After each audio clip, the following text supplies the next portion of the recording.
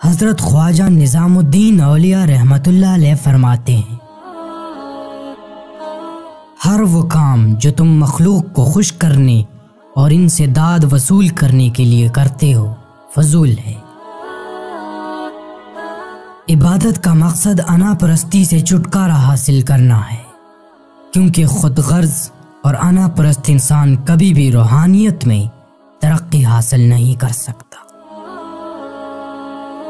عورتوں کو روحانیت میں مردوں کے برابر مقام حاصل ہے، اور روحانیت میں وہ مردوں کے شانہ بشانہ کھڑی ہیں۔ ہر کسی کے لیے بھلائی کی دعا کرو، اور اس میں ذات پات اور اچھے برے کا فرق مت رکھو۔ ایک روحانی پیشوا کبھی تمہاری غلطیوں اور عیبوں کی درستگی کے لیے کھلے عام نصیحت نہیں کرے گا، بلکہ اشارتاً یا تنہائی میں کرے گا۔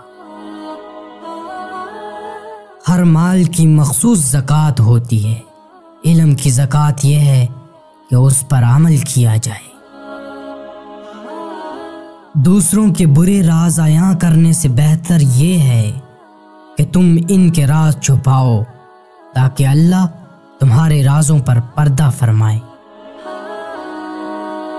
اچھا نصیب بھی خراب ہو جائے گا اگر یہ 6 عادتیں نہیں چھوڑیں۔ نمبر 1، جلدی جلدی نماز پڑھنا۔ نمبر 2، کھڑے ہو کر پانی پینا۔ نمبر 3، چراغ یا موم بتی کو منہ سے بجھانا۔ نمبر 4، دانتوں سے ناخن توڑنا۔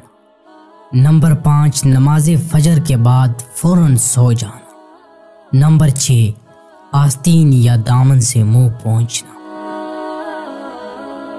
اپنی ذات کو دوسروں سے حقیر جاننا اور اپنے نفس سے لڑنا 70 سال کی عبادت سے افضل ہے۔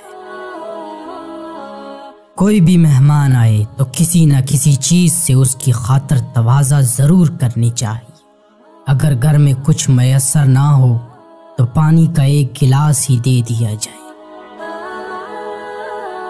ہمیشہ رہنے والی عزت چاہیے، تو اپنے معاملات اور فیصلوں میں ایمانداری کو لازم جانو۔